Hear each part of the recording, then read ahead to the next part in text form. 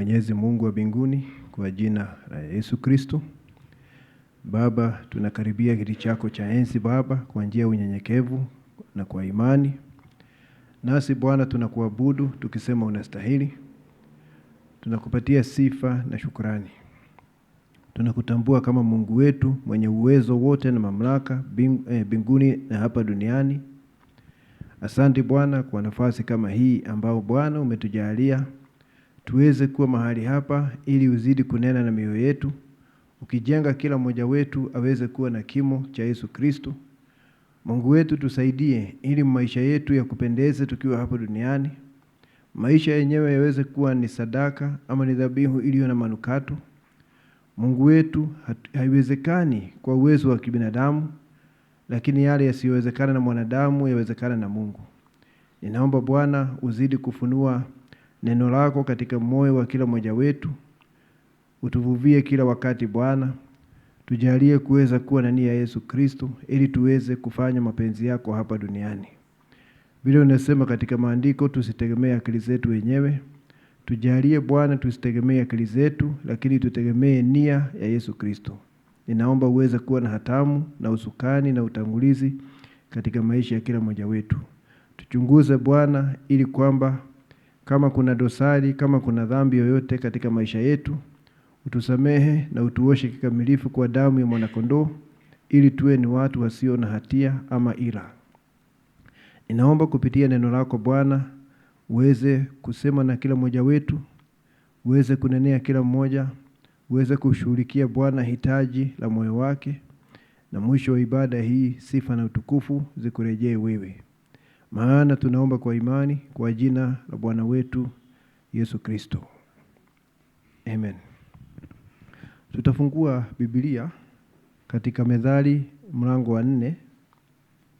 Mithali mlango wa 4.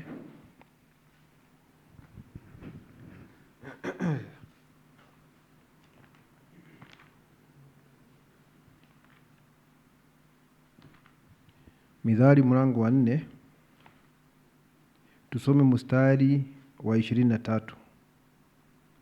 Biblia inasema, linda moyo wako kuliko yote uyalindayo, maana ndiko zitokako chemchemi za uzima. Tunaweza kuketi na Bwana abariki usomaji wa neno lake. Baada ya kusoma andiko hilo hapo katika Mithali 4 na mstari wa 23, ningetaka kuongea juu ya kulinda utu wa ndani. Guarding the inside man. Kulinda utu wa ndani. Na tukiongea juu ya utu wa ndani, kwa sababu utu wa ndani ndio moyo. Maandiko yanasema linda moyo wako. Na moyo ni nafsi. Na sasa ninaongea juu ya kulinda utu wa ndani kutokana na hayo maandiko tuliyosoma katika Mithali. Tunajua hiyo ni nafsi, na hiyo ndio iliyo na thamani kuu sana kuliko mwili. Nabii kuna mahali anasema ya kwamba thamani ya nafsi ni kama dunia 10,000. Mahali pengine anasema ya kwamba ni kama dunia 1,000,000. Kwa hivyo unaona anasema mambo tofauti, yote yakionyesha ya kwamba nafsi ina thamani hivi kwamba haiwezi kununuliwa na chochote. Ndio ya maana sana, inaweza tu kununuliwa na damu ya Yesu Kristo. Na muaminio huwa anaweka mkazo sana katika mambo ya moyo kuliko yale ya mwilini. Yaani kuangalia sana maslahi ya yule mtu wa ndani. Walimwengu wanadhamini sana mambo ya mwili.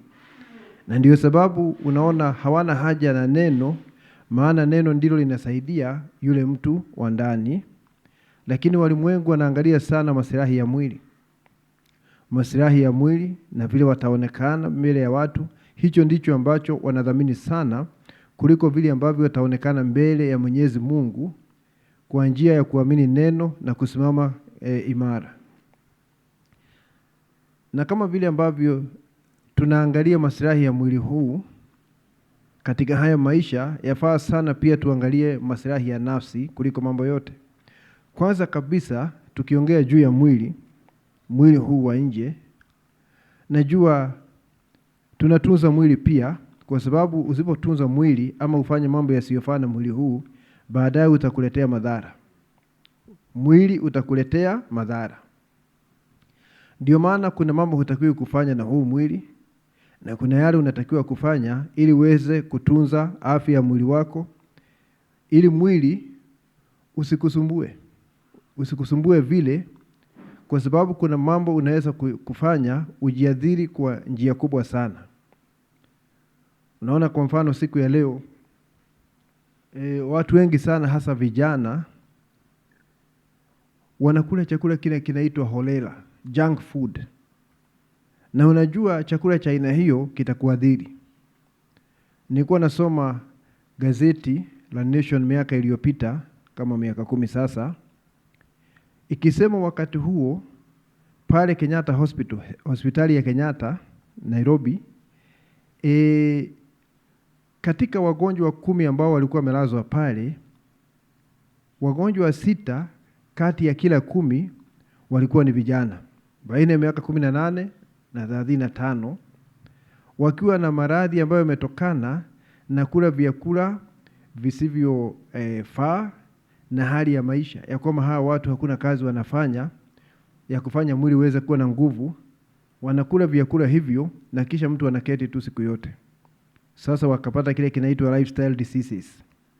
Watu wako na shida ya pressure wako hapo, wako na shida ya diabetes wako hapo, na ni vijana, na shida nyingine nyingi wako nazo kwa sababu ya hali ya maisha ya kwamba wanakula chakula ambavyo havifai na hakuna kazi wanafanya ya kufanyisha mwili mazoezi. Sasa wanakuwa wagonjwa na wanalazwa hospitali. Ni kwa sababu sasa wanakosa kuangalia maslahi ya huyu mtu wa nje.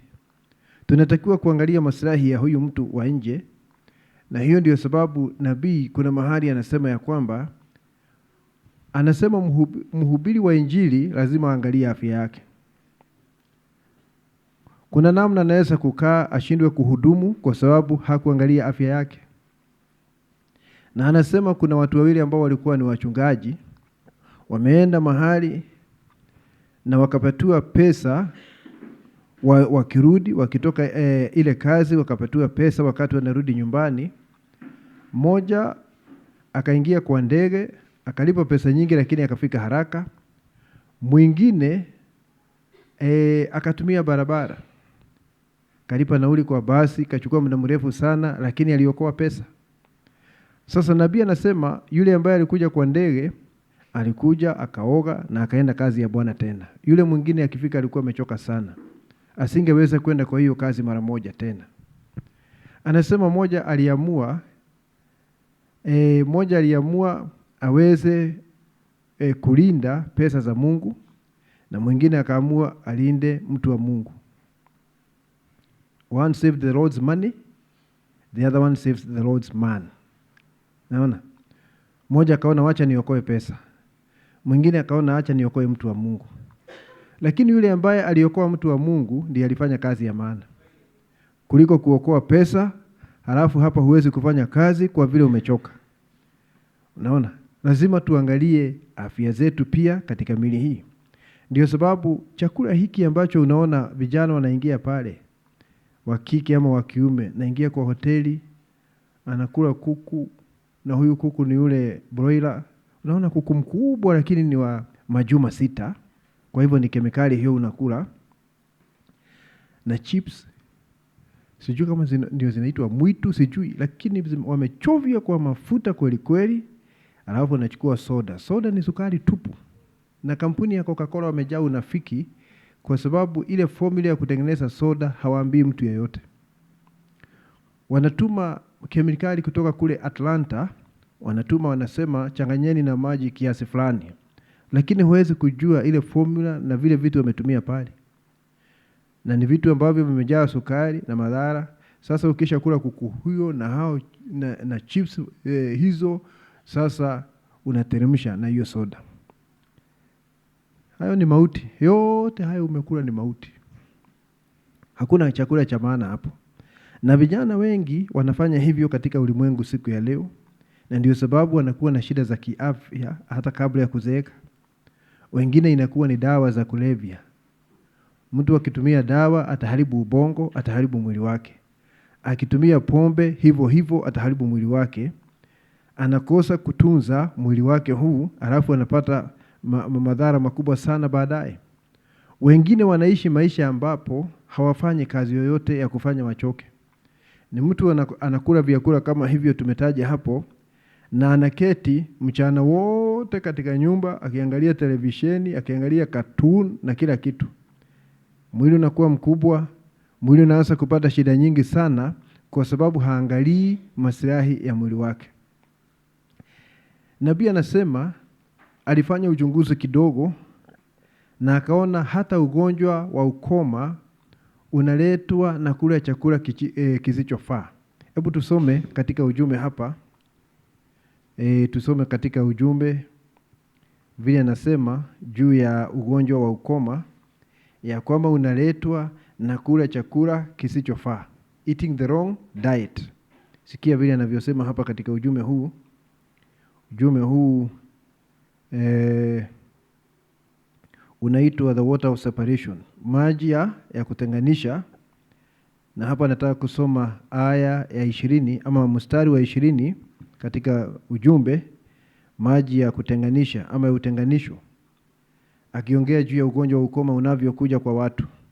Mwanzo ameanza na kuongea vile mkoma ama mtu aliye na ugonjwa wa ukoma alikuwa anatakaswa katika Agano la Kale. Njiwa wanaletwa wawili, mmoja anakatwa kichwa, damu yake inamwagiliwa huyo mwingine. Na jambo kama hilo. Anasema what taken place, ni nini kilikuwa kinafanyika? They go to turtle doves, wanapata njiwa wawili, killed one over an earthen vessel with running water. Wanaua mmoja katika chombo cha udongo na kuna maji pale yanatiririka. Poured its blood into an earthen vessel, wanamwaga damu yake katika chombo cha udongo. The earthen vessel, speaking of Christ humiliation. Na hiyo inaonesha yale mateso na ile aibu Kristo alipata, ama Kristo akinyenyekea mwenyewe akijiweka chini sana. Christ humiliating himself, coming down, taking on an earthen vessel.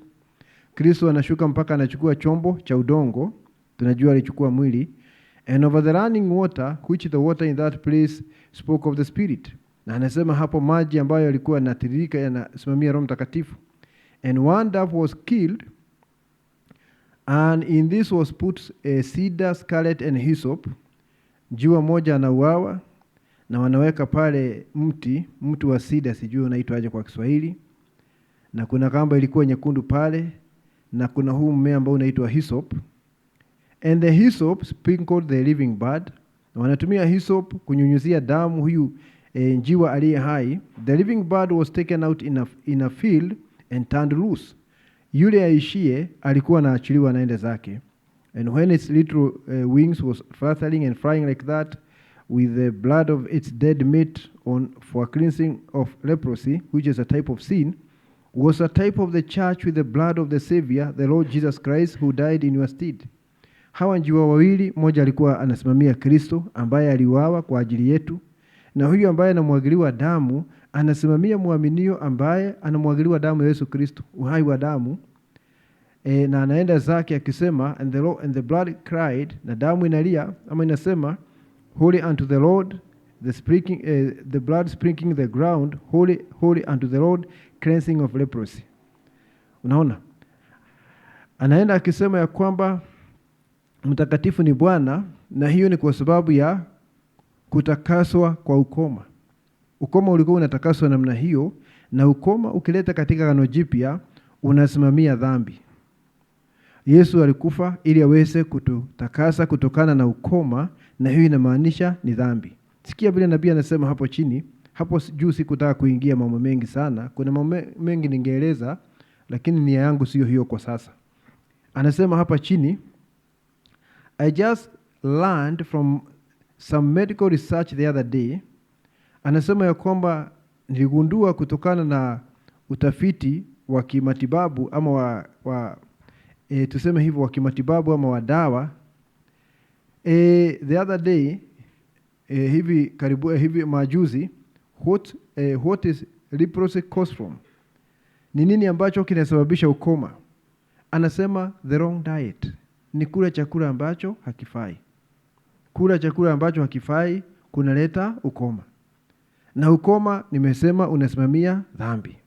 Sasa nabii ona akileta kiroho anasema that is what causes sin is the wrong spiritual diet. Unaona? Kile ambacho kinaleta dhambi ni kula vitu visivyofaa kiroho. Kunaleta dhambi. Alafu anasema hivi, it causes eating leprosy that only God can cure.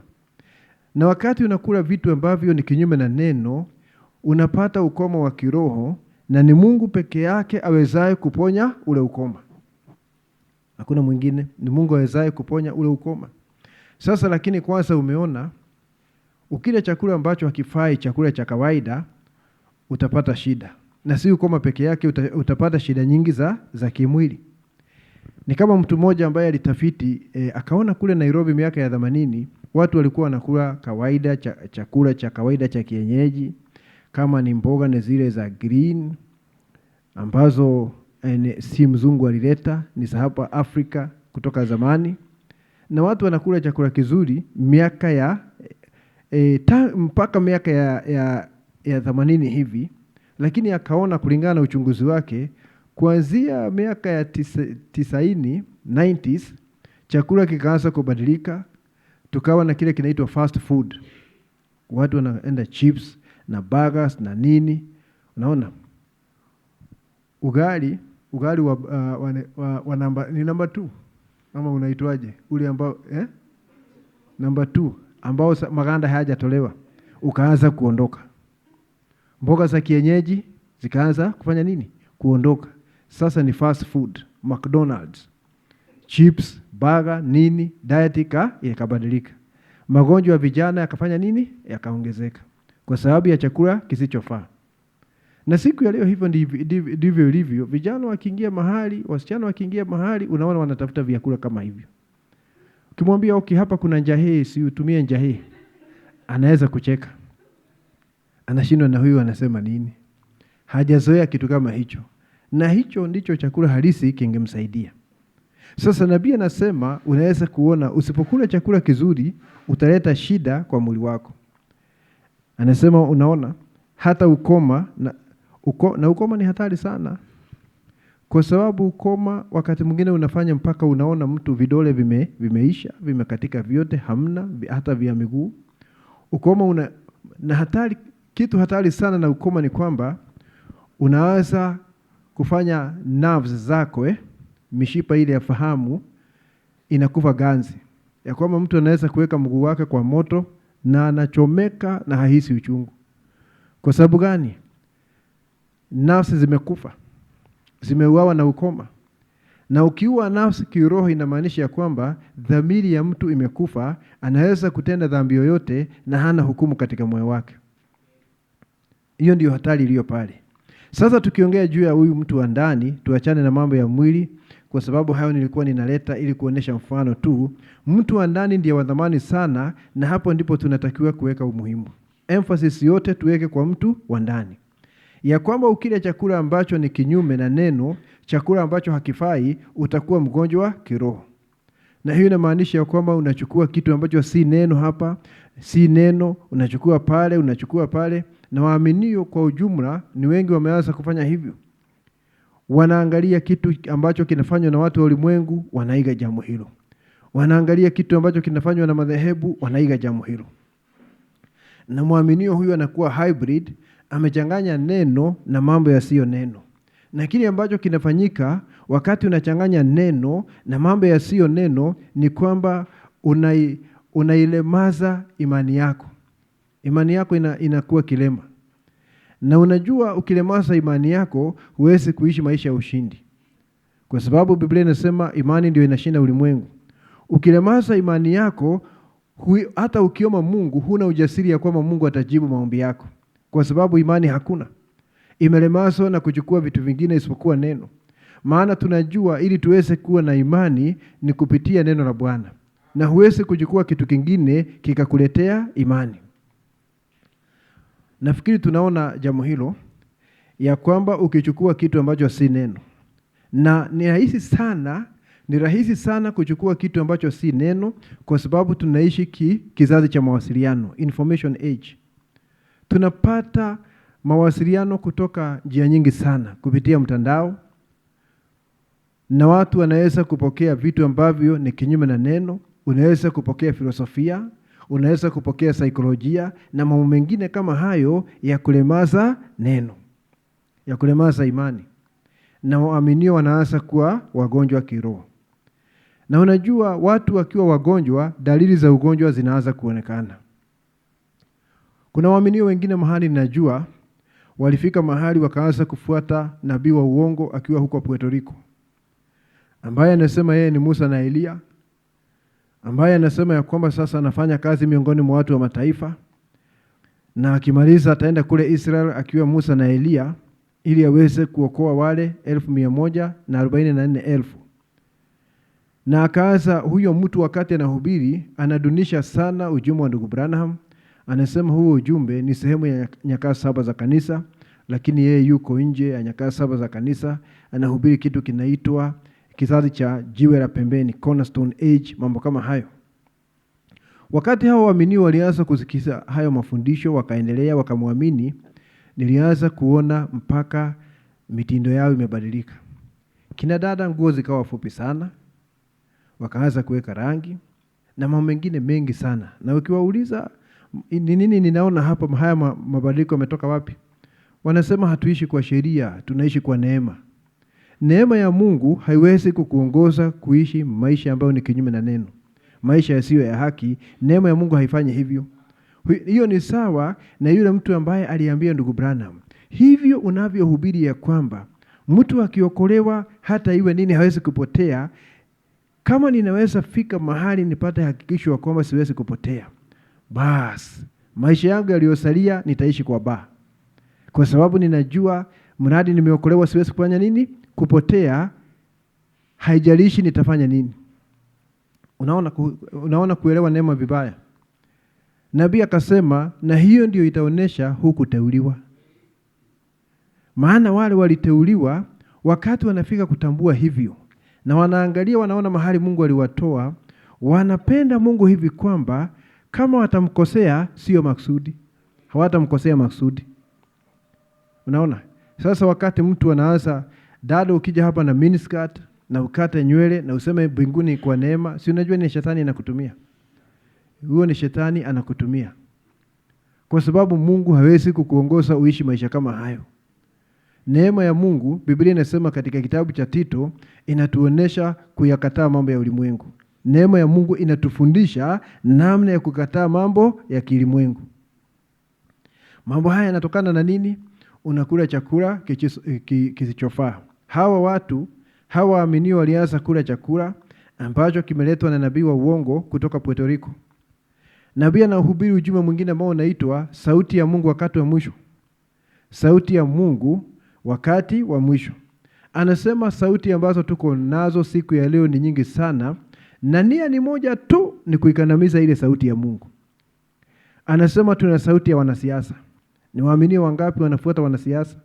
Ama unataka kusikia huyu mwanasiasa alisema nini leo katika hii hafla, katika huu mkutano?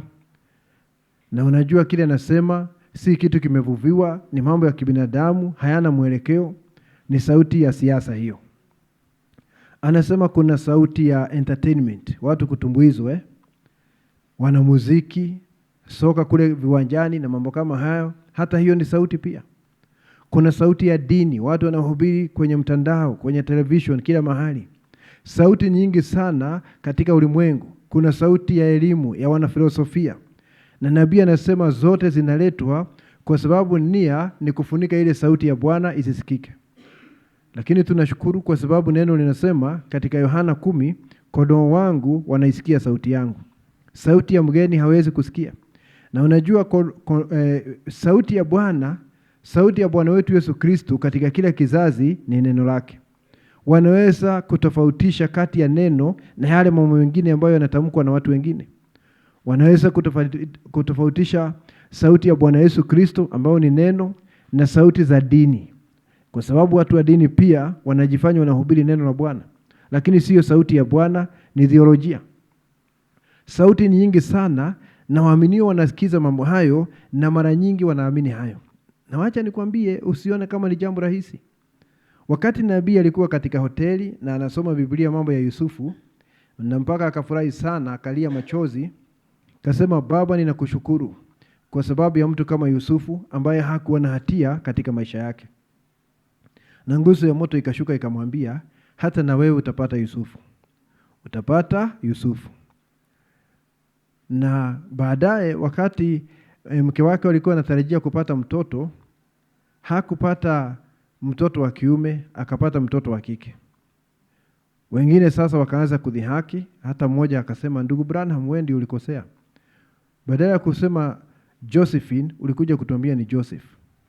Na unajua Josephine labda ni Yusufu wa kike, tuseme hivyo. Naona, na huyo mtu kwa sababu ya kudhihaki akafa.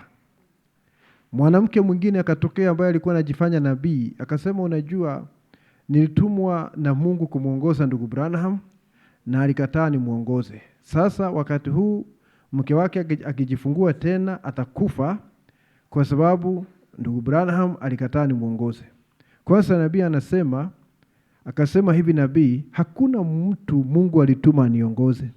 Mungu alituma Roho Mtakatifu aniongoze. Lakini kwa sababu hiyo mwanamke alieneza hayo maneno sana katika hiyo sehemu ya nchi, mpaka Sister Branham aliamini hayo maneno. Sasa nabii aliachwa amesimama peke yake juu ya ahadi, kwa sababu hata mke wake ameamini vile nabii wa uongo anasema. Si unaona? Ndio sababu Yesu alikuwa anasema, ujali sana kile unasikia. Ujali sana kile unasikia. Unaweza kusikia kitu kiweze kulemaza imani yako. Kama mke wa nabii anaamini uongo kama huu, nabii aliachwa amesimama peke yake, kwa sababu pale mke wake ametiwa shaka na yule mwanamke pale. Mpaka anauliza ndugu Branham, unaonaje Bill, nitakufa nikipata huyu mtoto? Kasema, mimi sijui. Mimi vile ninajua Mungu alisema tutapata Joseph. Ni hivyo tu. Haya mengine sina haja ya kujua. Kwa sababu sister alikuwa amesikiza nabii wa uongo. Na unaonaje sisi tukianza kusikia watu ambao hawana neno? Watu ambao wanakosoa ujumbe. Kama wale wanasema tulikuwa waaminiwa ujumbe lakini tuliacha ujumbe baada ya kuona ujumbe si kweli. Najua hao sio watu wa kuwa unasikiza kila wakati. Kile ambacho unasikia kila wakati kinajalisha sana. Kwa sababu unaweza kuimarisha imani yako ama unaweza kuilemaza kutegemea kile ambacho unasikia kila wakati. Sasa wewe ndiwe unaweza kukadiria uone siku yangu nzima kutoka asubuhi ninaitumia namna gani. Si unajua wakati unaamka na kitu cha kwanza ni kuchukua simu uangalie nani ameandika kwa WhatsApp ama Facebook, inaonesha afya yako ya kiroho ni mbaya. Kwa sababu hata hukuomba kwanza, hata si neno umesoma, ni kuangalia ni nani ameweka mawasiliano pale. Unaona, jambo la kwanza ni hilo. Na jambo la mwisho kabla ya kulala tena ni hilo. Inaonesha kuna shida ya afya ya kiroho. Teknolojia imefanya wengi wagonjwa kiroho. Naona, unataka kusikia maoni ya watu, wamesema nini, hata husomi neno ama kuomba, jambo la kwanza ukiamka. Na jambo la mwisho ni hilo. Unajua hata kisayansi wanasema kuna kitu kinaitwa blue light. Inatoka kwa simu na inatatiza mtu hata kulala inakuwa ni vigumu. Wanasema angalau masaa mawili kabla ya kulala achana na simu ili uweze kulala vizuri. Lakini unaona mtu mpaka wakati umeingia kwa blanketi bado ameshika simu. Unaona jambo hilo? Hapa kuna shida, na hapa ni kusema ya kwamba huangalie maslahi yako ya kimwili na hata ya kiroho. Na unajua hapa ni kila mmoja aweze kujichunguza.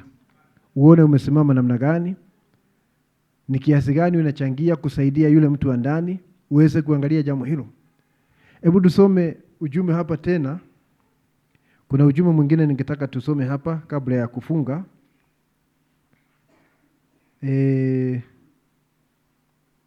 Ujumbe samahani.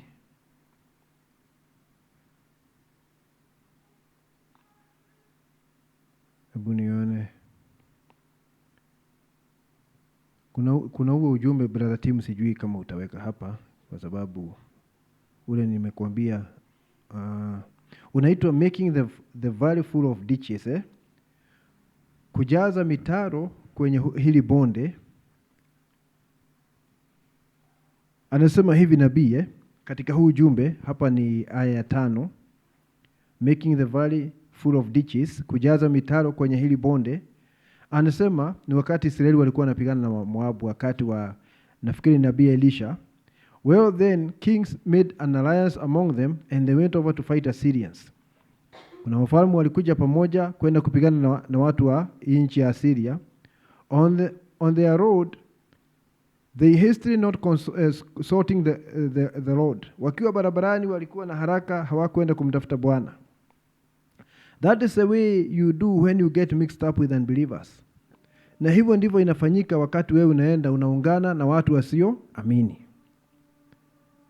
When you claim you are healing here, ukija kanisani unaombewa kwa sababu ulikuwa mgonjwa. Na sasa unatoka unaenda unakutana na watu wengine. Umeshaombewa pale, unaenda unakutana na watu wengine, na unajua watu wasioamini, hasa yule mtu anawatumia ni shetani. Shetani ndiye anawatumia.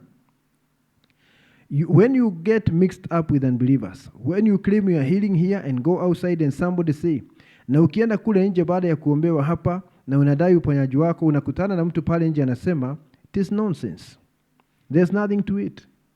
Nasema hapo hakuna kitu. Yani anakuonesha ile imani yako katika uponyaji wa kiungu hakuna kitu, ni bure, hakuna kitu naamini hapo. Unasikia vile nabii anasema ni mtu unakutana naye. Nani ameweka huyo mtu hapo barabarani aseme maneno hayo? Ni shetani. Shetani amemweka pale ili akuvunje moyo, alemaza imani yako ili mwishowe usipate ahadi yako. Shetani anatumia watu. Nabii anasema don't believe that psychology, you are just mentally worked up. Na huyu mtu anaenda anafuruliza maneno, anakuambia usiamini hayo, hiyo ni saikolojia, ni mambo ya tu ya kimawazo, usiyaamini. Mtu anakuambia hivyo. Nabii anasema look out, angalia sana. Right there is the biggest danger line you ever hit. Anasema hatari kuu sana iko mahali hapo. Huyo mtu ambaye umekutana naye akakwambia ni ushupavu wa dini, ni saikolojia, hakuna kitu kama hicho, hakuna uponyaji wa kiungu. Anakuambia mtu soba huwa anaenda kwa daktari kila wakati na anaamini kila neno ambalo daktari anasema. Umekutana na shetani akiwa ndani ya mtu. Na nabii anasema hatari kubwa kabisa iko wapi? Iko hapo. Anasema hivi right there is the biggest danger line you ever hit. Anasema hapo ndipo mstari wa hatari sana ambao umewahi kupatana nao. Nabii anasema you separate yourself from that person right then. Anasema jitenganishe na huyo mtu saa hiyo, kwa sababu ni mmoja anayetumiwa na shetani kuleta shaka katika maisha yako, kuleta kutokuamini katika maisha yako, ili aweze kulemaza imani yako katika uponyaji wa kiungu. Nimekuonesha kama Sister Branham angeshawishiwa na sisi. Naona. Alright? You separate yourself from that person right then. Have nothing else to do with them at all. Nothing but how do you do. Unajua huyo mtu achana naye isipokuwa salamu, lakini maneno mengi wachana naye, kwa sababu anatumiwa na shetani kulemaza kile unaamini. If you want to be led to the Lord, you do so. Kama anataka aongozwe kwa Bwana ni sawa, but keep yourself away from unbelief. Lakini ujitenganishe na kutokuamini. Sasa unaona kuna mazingira unaweza kuingia na hawa watu hawatakusaidia isipokuwa kulemaza imani yako. Na ndio sababu mtu mwenye hekima anachagua marafiki. Sio kila mtu anaingia kwa space yako na anataka kuwa rafiki yako kwa lazima. Unachagua marafiki zako, mtu ambaye atakuwa na maana katika maisha yako. Sio mtu wa kudunisha kile unaamini. Na nyinyi wana youth, Bwana awasaidie sana. Kwa nini unaenda kuolewa na mtu ambaye anadharau Mungu wako? Ama unaoa mtu ambaye si muaminio anadharau Mungu wako? Si unajua atakulemaza, hata imani yako italemazwa. Unajaribu kwenda hivi, anakuonesha hiyo haina maana. Mungu ni Mungu. Hata hapa tunaabudu Mungu. Hata hapa unaona tuko hapa PAG, Mungu ni yule yule. Wewe unaenda mbali kutafuta Mungu na unaacha Mungu hapa. Naona? imani yako inaanza kulemazwa, unakuwa na wakati mgumu sana, ni kwa sababu ulienda ukashikana na mtu asiamini. Ukiona mtu ambaye kazi yake ni kukosoa ujumbe kila wakati, hayo si mazingira ya kukaa pale. Ondoka uende zako. Anatumiwa na shetani. Unaona? Na sauti hizi zote ambazo unaona zinakuja kinyume na neno, zimekuja kufunika sauti ya Bwana ili usiweze kupata urithi wako. Na shetani alianza kufanya hivyo shamba la Eden. Mungu analeta neno, shetani anafuata baadaye. Anasema kweli Mungu amesema, kuna advancement ya hilo jambo. Hilo Mungu amesema ni outdated. Ni la zamani kidogo, sasa kuna kuendelea. The latest version, cutting edge technology. Kuna kuendelea sasa kwa hilo jambo. Mungu hakuambia mambo yote. Sasa nimekuja hapa niwaeleze mambo yote ili muweze kuwa katika level yake. Kwa sababu yeye ni mchoyo, hangetaka mufike mahali alipo. Unaona? Na kuna watu wanafanya hivyo katika ujumbe. Anakuonesha kwamba vile alivyo advanced na kile analeta ni upotovu wa neno. Alafu imani ya waaminio inaanza kufanya nini? Kulemazwa. Na imani ikilemaa huwezi kupata chochote kwa Mungu. Na mara nyingi tunaenda tunawapatana na watu wa kila aina. Ndiyo sababu ndugu, baada ya hayo sister, ni vizuri sana kila wakati unaenda ushirika ili uweze kutakaswa na maji ya neno. Unaona katika Agano la Kale kuna ndama anaitwa ndama mwekundu, red heifer. Kazi yake ilikuwa ni nini? Alikuwa anauawa nje ya ile maskani. Huyo hakuwa anachinjwa hapa ndani katika madhabahu ya shaba, lakini nje ya ile tabernacle. Alafu anachomwa kabisa na jivu yake, wanachukua majivu, wanachanganya na maji, wanaweka mahali. Ili kama kuna mwana wa Israeli ambaye alikuwa ameenda mahali kule na akaguza maiti mahali, anakuja, kwa sababu akiguza maiti ametua najisi. Sasa haya maji alikuwa anakufanya nini? Ya kumtakasa. Ananyuziwa maji wakati anarudi na kuhani ili atakaswe. Unaona? Na lile jambo la kuwa ya kwamba ameguza maiti, amehusiana na maiti, aweze kuondolewa ule unajisi. Hiyo ni Agano la Kale, ndama mwekundu.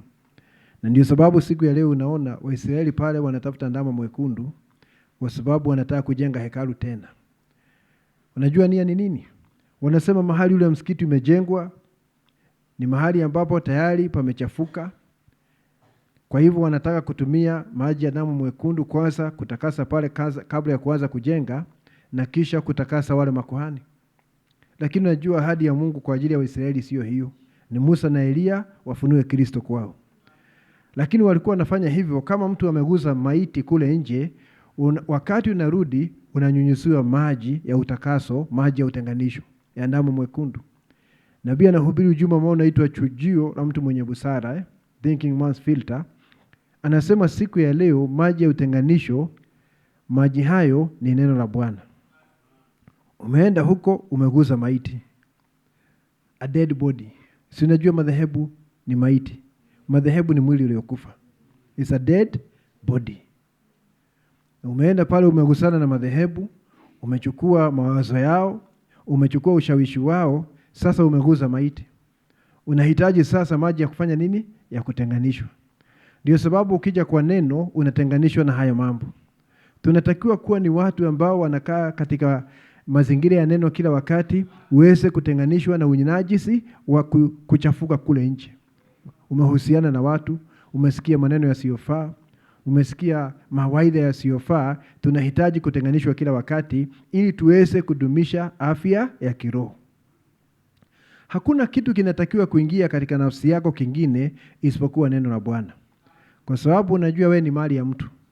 Wewe ni mali ya mtu, na huyo mtu ni Bwana Yesu Kristo, na katika nafsi yako hangetaka sauti ya mtu mwingine isipokuwa neno lake.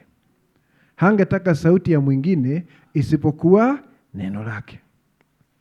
Waaminio ni mara nyingi sana huwa wanachafuka kwa sababu ya kuingiana na watu wa ulimwengu. Wanaenda hivi, wanakuwa mashabiki wa vilabu vya soka kwa sababu wanaishi katika hayo mazingira, wanasikia watu wakiongea mambo ya soka kwanza. Waaminio wanaingia katika kucheza pool kwa sababu hayo mazingira. Wanaingia katika michezo ya gambling, ile kucheza karata kwa sababu wanaishi pamoja na watu aina hiyo. Na tukifika msimu wa siasa, wanaanza kuongea siasa mchana wote sawasawa na watu wa ulimwengu. Na hata kuna waaminio wanaenda kiasi cha kuwa maajenti ya wanasiasa. Natumwa pelekea watu pesa hapa na pale, wanachafuka kabisa. Tunahitaji kutenganishwa na mambo ya ulimwengu. Tunahitaji maji ya kutenganisha, ya kutakasa. The waters of separation. Tunahitaji jambo hilo. Na tunahitaji tuwe ni watu wa kusoma neno, kusikia neno na kuomba Mungu kila wakati ili tuweze kuimarisha utu wa ndani.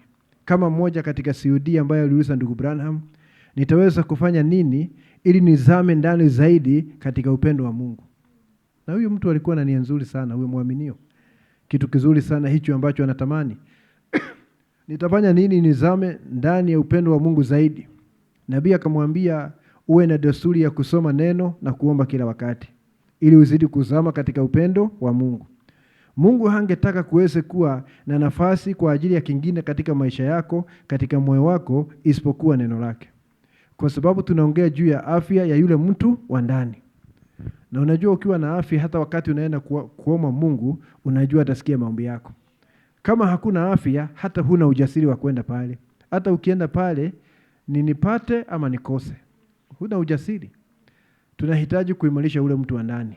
Ndio sababu tulianza na kusema, Biblia inasema linda moyo wako. Guard your heart. Linda moyo wako na uangalie sana mpaka mazingira yako. Wakati nabii alikuwa anafanya kazi na idara ya stima ya Indiana, zamani akiwa pastor wa maskani ya Branham, ikifika ni wakati wa lunch, ni saa ya lunch, hakuwa anakaa pamoja na wale wanaume pale. Kwa sababu ni walimwengu na wanaongea juu ya wanawake na vile huyu ameweza kudanganya wanawake wengi na mambo ya ulimwengu. Sasa nabii alikuwa anaondoka, anaenda mahali kando, na wakati huo wa lunch anatumia kusoma Biblia yake.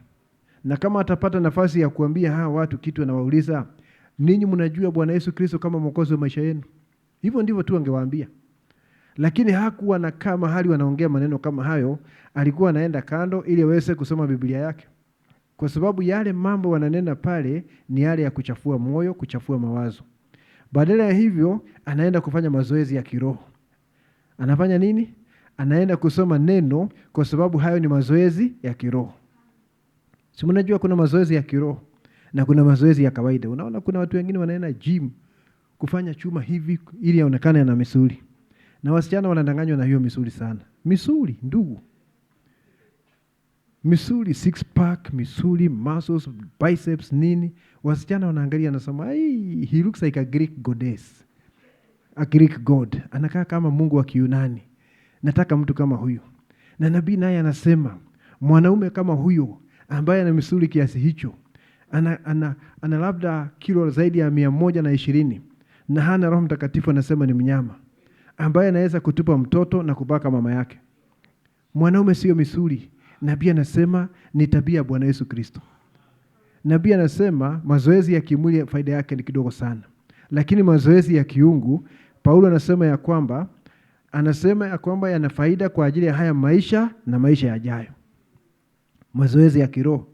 Ndio sababu unaona nabii hata kaa pale na wale watu, anaenda kando asome Biblia badala ya kusikia maneno machafu, ili afanye mazoezi ya nini? Ya kiroho. Unaona? Mungu na atusaidie sana. Tuweze kuimarisha ule utu wa ndani. Tuweze kuimarisha ule utu wa ndani. Labda tutafika hapo, tuweze kuendelea Bwana akitujalia wakati ujao. Ningetaka tuombe. Mwenyezi Mungu, Baba yetu, kwa jina la Yesu Kristo, tunatoa shukurani mara nyingine, na tunajua kwamba unatujali, ndio maana unafunua neno lako kila wakati, ili tuweze kuwa na chakula cha kiroho. Maana tuwajua kama vile unasema katika Yohana 6, wewe ni mkate kutoka mbinguni, ili kwamba mmoja akila asife lakini aishi milele. Basi utusaidie Bwana, tule mkate huu kila wakati. Mungu wetu, tuweze kuwa na afya ya kiroho. Tuweze kuinuka Bwana zaidi ya yale mambo yaliyo katika dunia hii. Japo tuko katika mwili huu Baba, lakini utusaidie kutembea kwa ushindi. Tusiwe ni watu ambao watakuja chini ya ushawishi wa dunia hii na vivutio vyake, lakini tuweze kuwa ni watu ambao watatembea kulingana na mdundo wa neno, tukiongozwa na nia ya Bwana wetu Yesu Kristo. Asante Baba, naomba ya kwamba utakase mioyo yetu na mawazo yetu, kila kitu ambacho si neno, dhambi ambayo imejificha ndani ya mioyo yetu na nia zetu, ninaomba ya kwamba uiondoe kwa damu ya Yesu Kristo, tuweze kuwa ni watu wenye haki, watu waliotakaswa, wasio na ila. Asante Mwenyezi Mungu, tunakabidhi yote mikononi mwako. Kama kuna wale ambao ni wagonjwa, ninaomba uweze kunyosha mkono wako wenye nguvu ili uguse kila mmoja na kuondoa maradhi yake. Na yale mengine yote tunahitaji, tunakusihi Baba uweze kuyashughulikia. Pokea sifa na shukrani, tunainua jina lako, tunasema unastahili, na tunaomba kwa imani kwa jina la Bwana wetu Yesu Kristo. Amen.